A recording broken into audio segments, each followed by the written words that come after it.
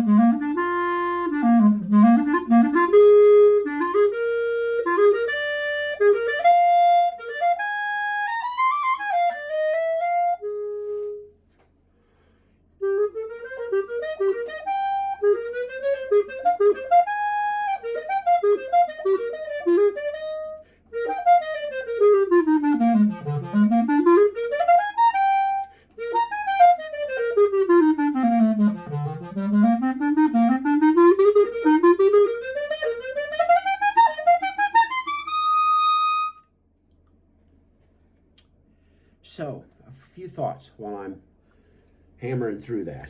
First of all, out of the gate, make sure you're practicing this very slowly. And I mean, when I say very slowly, I mean very, very slowly. Don't worry about the articulations initially. I would go ahead and practice this all slurred. And the reason that we practice articulated passages all slurred is, yes, to simplify, but it's also to reinforce the feeling of putting a lot of air through the instrument, okay? Because what we all tend to do, myself included, when we articulate, is we back off the air support and try and over muscle the articulation with the tongue. So practice it all slurred, these 16th passages. For example, pickups into 19.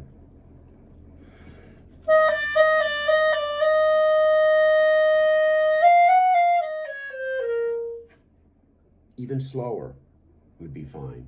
And then add the articulation.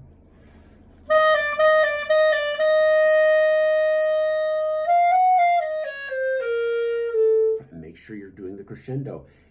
The dynamics are not something that we add at the end like a cherry on top of an ice cream sundae. You work them into the music right away, okay? They're an integral part of these etudes, of any music for that matter. In terms of the 16th notes, again, more of the same, looking at measure 28, all slurred. And these low E's here should be on the right side. So we have all of the notes in the same hand, okay? It's time to drop I'm in 6th grade and I know how to play a low E on the right, okay? You're in high school now. It's time to learn the fingering over here because that is gonna help our fluidity and our speed of technique is when we can keep all of those motions in the same hand. So all slurred here in measure 18.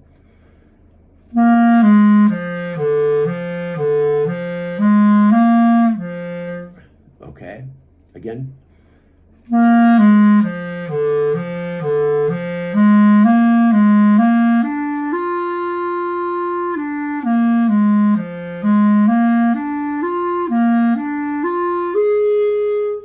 This tempo, at this slow, going at this tempo, really 2 measures at a time is plenty.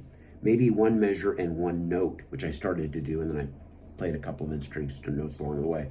But no more at this tempo, no more than 2 measures at a time. And you do that throughout with that theme at 33, very slowly, all tongued, or all slurred, pardon me, all slurred.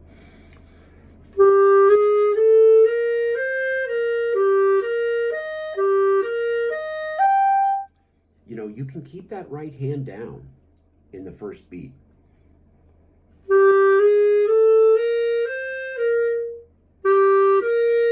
You can keep your right hand down for everything in measure 33 until you have to play the F on beat 3, and then you go up. okay? Those are called resonance fingerings. Throat tones, we use those that right hand down, or a combination of right hand, 1 and 3, 1 and 2, 1, 2, and it depends on the instrument and the musician, but keep that right hand down, and that will make that technically more easy to play, and it will sound better in tune. That's marked piano there, and our pitch tendency when we play the clarinet in throat tones, soft, tends to be sharp. So this is going to help lower the pitch a little bit, add a little resonance to the sound, so it's all good. You can also practice it all-toned.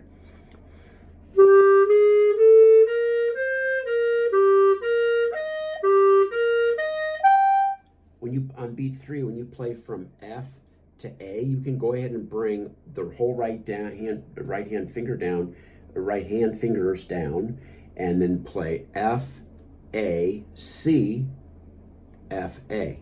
That will help make that easier as well, okay? Practice techniques. I talk about these in a number of my videos. If you have looked at my videos before, you may have heard me say this before. I'll say it again in case you haven't. Anytime I'm working on technical passages, there's a series of exercises I go through to teach my fingers the order of things, starting with playing 4 notes for every 1 note. So let's do, I guess measure 33. We'll do this on measure 33. So we're going to play 4 notes for every 1 note, like this.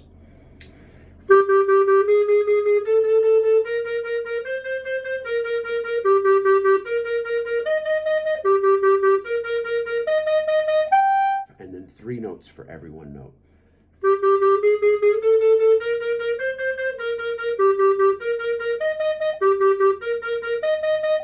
And 2 notes for every 1 note.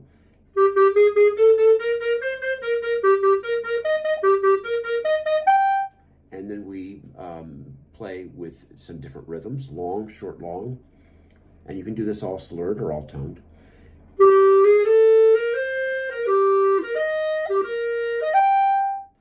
And you reverse that, long, short, short, long, short, long, short, long, ready. And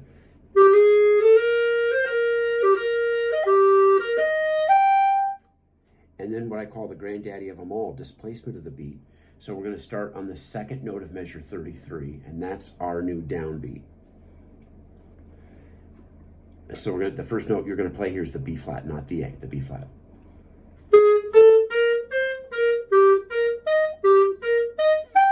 And then you start on the 3rd note, the B natural.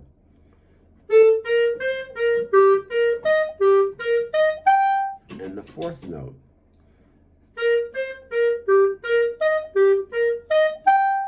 All slurred, all toned is fine, okay? Pardon me.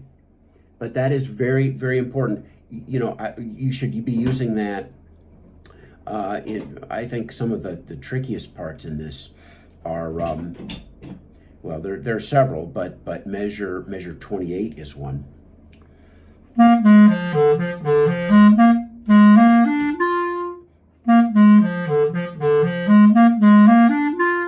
And practicing 4 for 1, 3 for 1, 2 for 1, long, short, long, short, long, short, long.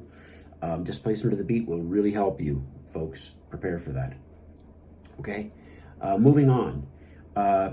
There is something written over the pickup notes at the very beginning of this exercise. Pickups into measure 17, 19, 18, 17. Yeah, pickups into 17. It says cantabile, and we got tenutos or lines over those notes. So don't be playing those short.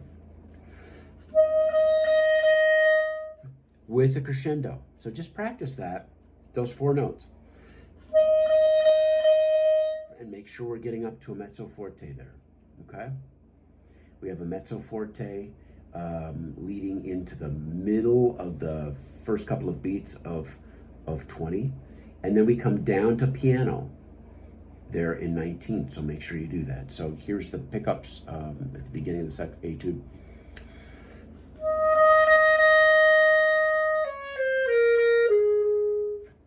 You should have the right hand down for that B flat, resonance fingerings, okay? They'll help keep the pitch down.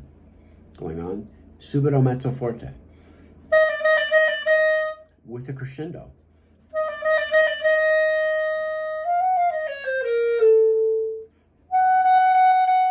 there's going to be a tendency on that A flat in measure 20 to play it louder, okay? We diminish into the B natural at the end of beat 2 of 20. That A flat we should come in on that A flat the same dynamic we left the B. So we should not hear, no, and then a crescendo. There are tenuto marks over those eighth notes, so make sure that they're not chopped or clipped, okay?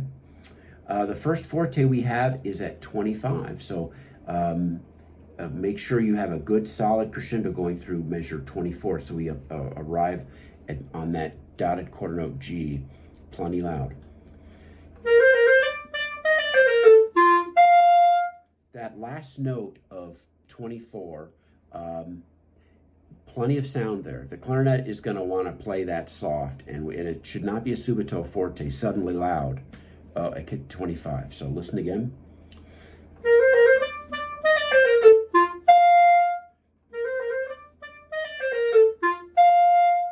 Okay, as much sound as you can give on that G, open G.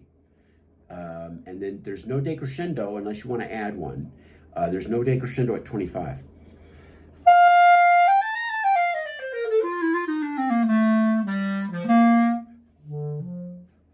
Right? Subito forte, or subito piano, suddenly very soft. So make sure we finish 26 into 27.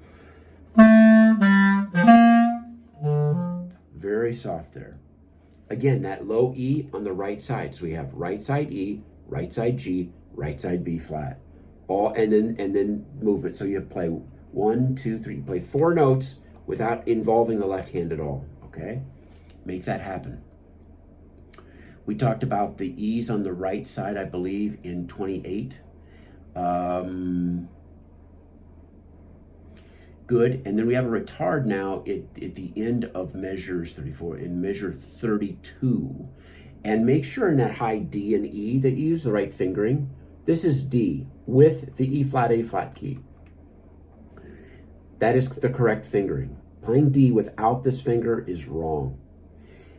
The high E after the D is again with the E flat, A flat key.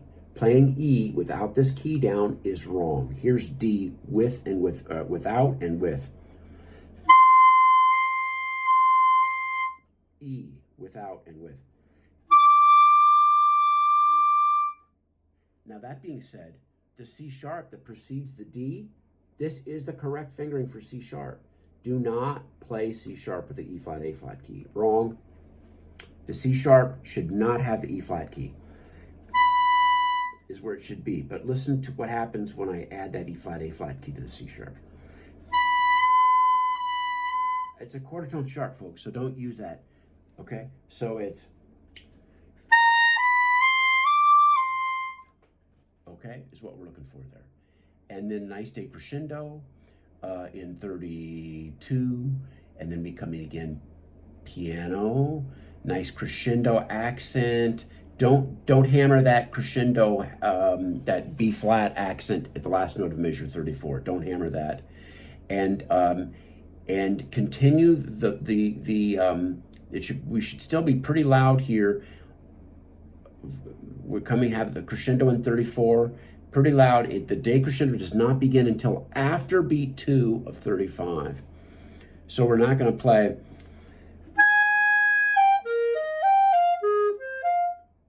There's no decrescendo until beat 2.